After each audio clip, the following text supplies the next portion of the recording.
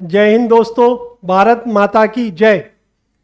अभी हम 2 दिन बाद अपने देश का 79 इंडिपेंडेंस डे बनाने जा रहे हैं, स्वतंत्रता दिवस। जैसा कि आप सभी लोगों को पता होगा, 15 अगस्त 1947 को हमारा देश अंग्रेजी शासन से आज़ाद हुआ था।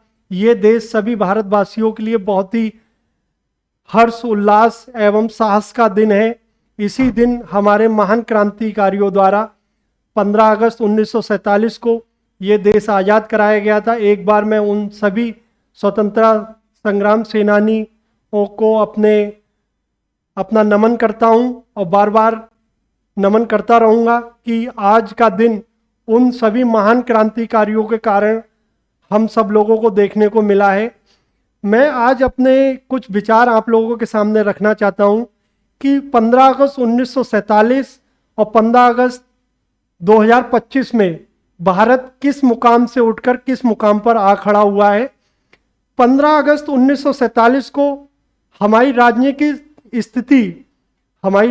स्थिति बहुत ही कमज़ोर थी, या यूं कहें कि 15 अगस्त 1947 से पहले या 15 अगस्त 1947 तक हमारे देश के अंदर प्रजातंत्र लागू नहीं था, जिस कारण हमारे यहाँ की राजनीतिक स्थिति बहुत ही लचर थी। लेकिन 15 अगस्त 2025 को ये राजनीतिक स्थिति बहुत ही मजबूत है। आज हमारे साथ राज्य सरकार, केंद्र सरकार, ऐसी सरकारें हमारे देश में काम कर रही हैं जो कठोर से कठोर निर्णय लेने में सक्षम है। नागरिक की सुरक्षा से लेके नागरिक के उत्थान तक का सारा कार्य सरकारों द्वारा किया जा रहा है। 1947 से पहले इस तरह का कोई भी कार्य हमारे देश में नहीं था। आर्थिक स्थिति 15 अगस्त 1947 को हमारी आर्थिक स्थिति विश्व पटल पर एक गरीब देश में काउंट होती थी, लेकिन 15 अगस्त 2025 तक हमारी स्थिति आर्थिक स्थिति जो वैश्विक पटल पर है वो एक मजबूत आर्थिक स्थिति में काउंट होती है। जिस तरह से पूर्ववर्ती और वर्तमान सरकारों ने आर्थिक स्थिति पे काम किया, अगर निरंतर इसी स्थिति से आर्थिक प्लेटफॉर्म पे काम होता रहा तो वो दिन दूर नहीं जिस दिन भारत प्रथम अर्थव्यवस्था बनकर इस विश्व की उभरेगा। उस दिन का समस्त भारतवासियों को इंतजार है और उस दिन के लिए समस्त भारतवासी कार्यरत भी हैं। सामाजिक स्थिति 1947 में, 15 अगस्त 1947 में भारत की जो सामाजिक स्थिति थी बहुत ही दयनीय थी। सामाजिक विषमताएं थी, जातियों में बहुत सारी विषमताएं थी। हम लोग एक दूसरे के साथ उठना बैठना नहीं चाहते थे, लेकिन ये विषमताएं सारी अब तक दूर हो चुकी हैं। पूर्ववर्ती सरकारों ने इसमें बहुत सारे रूल्स लेके आए, संविधान में बहुत सारे रेगुलेटरी रूल्स अमेंडमेंट किए गए, जिससे जितने भी धर्म या समाज जो जातियां हैं वो आज की डेट में एक प्लेटफॉर्म पर हैं। और सामाजिक न्याय के लिए हमारे यहाँ एक न्याय प्रणाली भी है जिसमें हम लोग अन्याय के खिलाफ आवाज़ उठा सकते हैं। आर्थिक अंतर्राष्ट्रीय स्थिति 15 अगस्त 1947 में हमारी अंतर्राष्ट्रीय स्थिति बहुत ही कमज़ोर थी। हम लोग हमारे देश के ऊपर किसी भी तरह के बाहर जो पड़ोसी मुल्क होते थे वहाँ से किसी भी तरह का अगर हमारे ऊपर आक्रमण या अन्य आतंकवादियाँ गतिविधियाँ होती थी, उनके खिलाफ हम आवाज़ नहीं उठा पाते थे, या अपनी आवाज़ को विचार रूप में हम वैश्विक पटल पर विश्व स्तर पर नहीं रख सकते थे। लेकिन आज का जो दिन है 15 अगस्त 2025, इसमें हमारी अंतर्राष्ट्रीय स्थिति बहुत मजबूत है। वो दिन दूर नहीं है जिस दिन ये देश विश्व गुरु पुनः बनेगा। पहले भी हम लोग विश्व गुरु थे और आने वाले समय में भी ये देश एक दिन विश्व गुरु बनेगा। मैं ये भी कहना चाहता हूँ, आज की डेट में अंतर्राष्ट्रीय खिलाड़ी के रूप में भारत की पहचान है। हम लोग बहुत सारे विश्व स्तरीय मुद्दों पे बेहिचक अपने विचार रख सकते हैं, उन मुद्दों पे अपने जो सुझाव दे सकते हैं। पहले ऐसा नहीं था। टेक्नोलॉजी के क्षेत्र में हम लोगों ने बहुत अच्छा काम किया है। टेक्नोलॉजी 15 अगस्त 1947 से पहले हमारे देश में टेक्नोलॉजी नहीं थी। हम लोग बहुत सारी टेक्नोलॉजियों के लिए विदेशों पर निर्भर करते थे, लेकिन आज की जो डेट है उसमें हमारे देश में बहुत सारी स्वनिर्मित या भारत निर्मित बहुत सारी टेक्नोलॉजियाँ हैं जिसे हम लोग यूज कर रहे हैं। सबसे पहले जो चंद्रयान बन गया था वो 14 अप्रैल 1975 में सोवियत यूनियन की मदद से हम लोगों ने लॉन्च किया था। लेकिन 2023 तक हम लोगों ने 3 चंद्रयान लॉन्च कर दिए हैं, चंद्रयान 1, चंद्रयान 2 और चंद्रयान 3। आने वाले 2-3 सालों में 2027 तक हम लोग चंद्रयान 4 भी लॉन्च कर सकते हैं। नेशनल पॉलिसी 1986 में ये लॉ आया था कि जितने भी स्कूल्स हैं उसमें कंप्यूटर एजुकेशन दी जानी चाहिए। जब से लेके आज तक हम लोग जितने भी स्कूल्स हैं उसमें computer activity computer education, computer activity, computer awareness दे रहे हैं। 2025 में दुनिया के सबसे बड़े आईटी हब में हम लोग शामिल हैं। कंप्यूटर एजुकेशन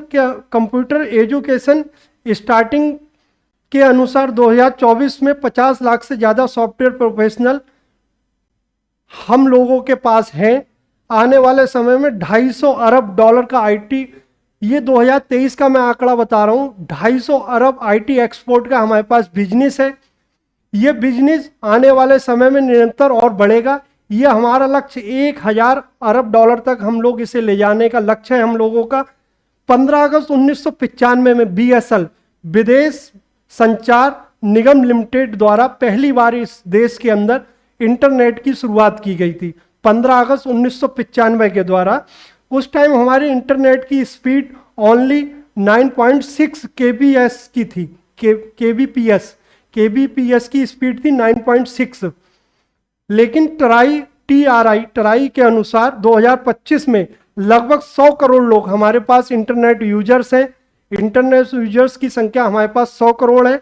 और दुनिया के सबसे बड़े, आज की डेट में भारतवर्ष दुनिया का सबसे बड़ा डेटा कंज्यूमर है।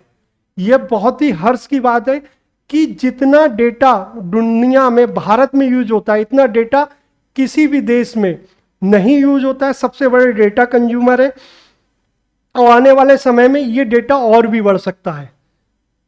सबसे बड़ी चीज जो हम लोगों ने स्टार्ट की थी यूडीआई के माध्यम से हमने यूनिक पहचान पत्र बनवाए थे, जिसमें लगभग हमने जितनी भी हमारे देश की जनसंख्या है 1.46.939 के ऑब्लिक में एवरेज में हमने 142.39 हम लोगों ने यूनिक आईडी पहचान पत्र उन लोगों को दे दिए गए हैं। जिससे क्या है, हमारे जितने भी नागरिक हैं उनकी एक अपनी अलग पहचान है, उनका अलग डेटा है। इस पे भी हमारी सरकारों ने, पूर्ववर्ती सरकारों और वर्तमान सरकारों ने बहुत ही काम किया है। यूआईडीआई की शुरुआत सबसे पहले 2009 में हुई थी। यूपीआई जो यूनिक ट्रांजैक्शन, यूनिक पेमेंट वाला जो मेथड है वो 11 अप्रैल 2016 में इस देश में शुरू किया गया था। एनपीसीआई से यूपीआई का जो मेथड था वो आपका 11 अप्रैल 2016 में शुरू किया गया था। यूपीआई के थ्रू 2 अगस्त 2025 को सबसे ज़्यादा ट्रांजैक्शन किए गए हैं। लगभग 70.7 करोड़ ट्रांजैक्शन इस देश में 2 अगस्त 2015 में किया गया। सबसे ज़्यादा लेन देन हुआ है आज तक, मतलब जब से ये यूपीआई शुरू हुआ है उसके 2016 से लेके अब तक 2 अगस्त 2025 को सबसे ज़्यादा लेन देन हुआ है। और सबसे बड़ी चीज़ है, हमारी जो वर्तमान सरकार है उन्होंने अपना चिप इलेक्ट्रॉनिक्स मिशन भी शुरू किया है। अपना चिप इलेक्ट्रॉनिक्स मिशन के तहत 2021 में 76,000 करोड़ का एक फंड लोकेट किया गया था। उस फंड के थ्रू हम लोगों ने अपनी स्वनिर्मित भारत निर्मित चिप बनाने का भी एक मिशन शुरू किया है। उसकी एक तरह का हम लोगों ने लक्ष्य रखा है कि हम अपने देश में स्वनिर्मित चिप बनाएंगे। इलेक्ट्रॉनिक्स जो हब है उसको भी अपने देश में ही हम लोग प्रोड्यूस करेंगे, जिससे हमें दूसरे के देशों पे हमें निर्भर नहीं रहना पड़ेगा। 2021 में शुरू हुआ, 2023 में माइक्रोन, टाटा और वेदांता द्वारा अपने प्लांट लगा भी दिए गए हैं जो आज की डेट में कार्यरत हैं।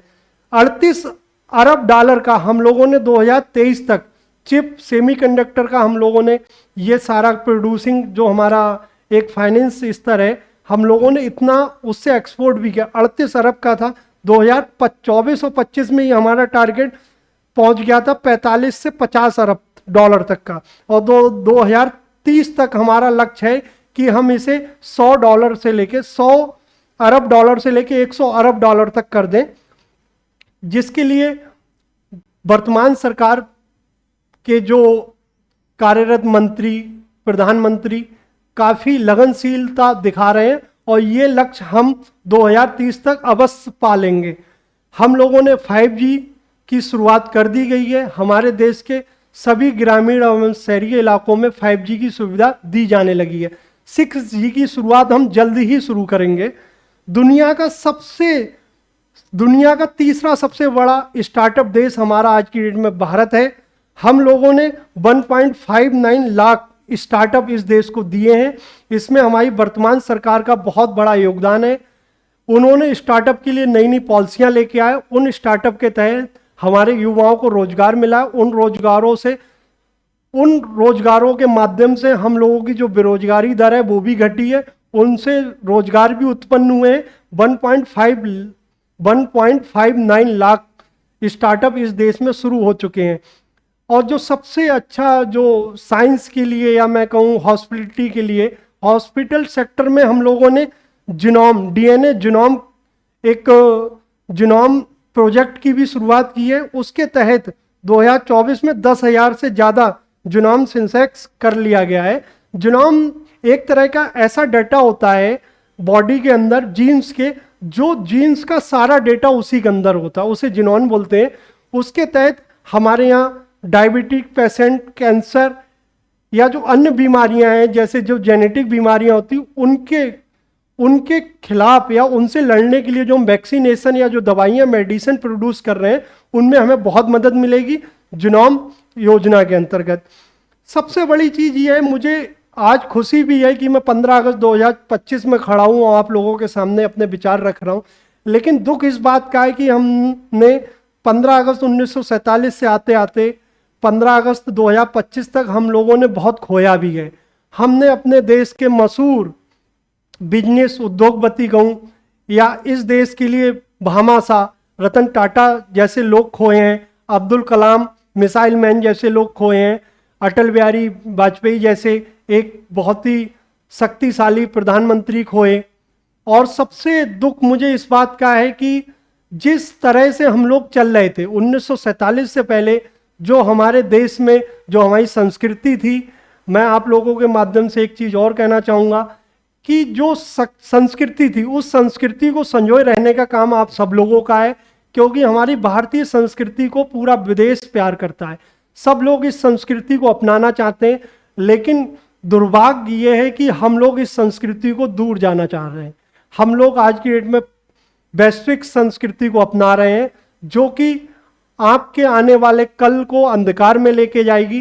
तो मेरा सभी लोगों से आग्रह है कि हम लोग अपनी संस्कृति को अपनाएं, और जिन महापुरुषों ने, जिन क्रांतिकारियों ने हमें ये दिन दिया है, हम उनके पद चिन्हों पे चलकर इस भारतवर्ष का उन्नत, विकसित, विकासशील की स्थिति में हम आ गए, विकसित भारत उनको एक गिफ्ट के, उपहार के रूप में उन्हें प्रदान करने के लिए ऐसे हम अपने मन में ऐसे सुविचार लेके आए, ताकि आने वाले समय में जिन क्रांतिकारियों ने अपनी जान दी हमें इस दिन देने के लिए, उनके प्राण, जो उन्होंने प्राण दिए, वो जाया ना जाए। उसके लिए हमें निरंतर अपनी संस्कृति, अपने देश के प्रति लगाव और देश के प्रति जिम्मेदारी को हमेशा लगाए रखना है अपने सीने से। ऐसा नहीं होना चाहिए कि आज राष्ट्रीय पर्व है तभी हमें अपने देश के प्रति जिम्मेदारी याद आए। हमें हमेशा अपने मन में अपने देश के प्रति एक जागरूक नागरिक की तरह रहना पड़ेगा।